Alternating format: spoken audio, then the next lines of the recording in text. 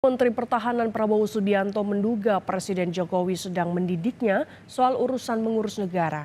Hal ini disampaikan Prabowo saat mendampingi kunjungan kerja Presiden di Kabupaten Tabalong, Kalimantan Selatan.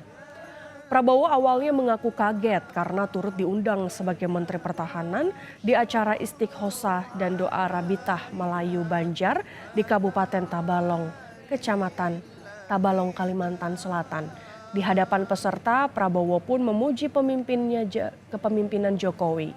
Ia bahkan mengaku banyak belajar soal urusan negara dari Jokowi.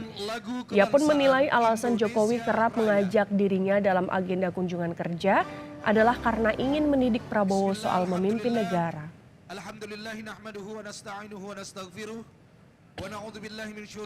Saya dulu tentara, prajurit. Saya mengerti bertempur, saya mengerti perang. Tapi saya kalau urusan negara sekarang saya banyak belajar dari Pak Joko Widodo. Karena itu mungkin beliau bawa saya kemana-mana. Mungkin beliau mau didik saya tidak tahu. Tapi kira-kira itu.